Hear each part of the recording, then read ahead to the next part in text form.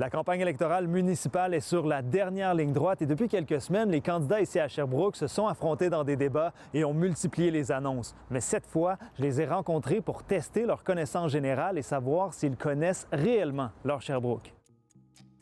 En quelle année a été fondée la ville de Sherbrooke? 1802. 1802. Si tu veux la vraie, c'est 1802. La fausse de mémoire, c'est 1829 ou 32, quelque chose comme ça. Là. Ils voulaient fêter après le crash de 29, faire de l'économie à la ville de Sherbrooke, mais 1802. Selon le dernier recensement en décembre 2024, quelle est la population de Sherbrooke? 185 000. Bon, j'arrondis de quelques centaines. Là, ça doit être autour de 184 644. Là. Si on a des étudiants, on est 200 000, mais le chiffre exact, c'est environ 180 000. On est rendu à la ville de Sherbrooke. On parle de 184 000 personnes environ, à peu près. Qu'est-ce qui occupait le site où se trouve aujourd'hui l'hôtel de ville? Wow! Bonne question. L'hôtel de ville, qu'est-ce que ça peut être? C'était l'ancien palais de justice, de la ville de Sherbrooke à l'époque. Il y avait un marché public devant, mais il y avait un palais de justice. Pouvez-vous nommer deux sénateurs qui ont vécu à Sherbrooke? Le sénateur Howard. Le sénateur Howard Jr. Non. Eh boy, 2 sénateurs à Sherbrooke. Si vous m'aviez demandé l'ancien premier ministre Jean Charest, je l'aurais eu, mais les sénateurs, je me souviens pas. Ouais. Ben, le sénateur Howard, ça va de soi.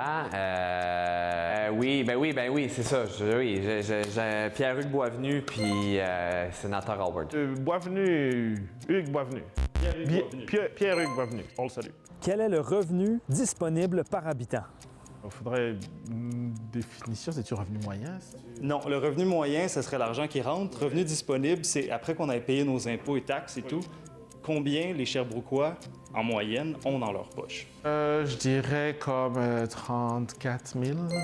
La moyenne, je te dirais, ça doit être 29 000. Je dirais autour de 33 000. À quelle hauteur s'élève le budget de la ville en 2025? 476 millions.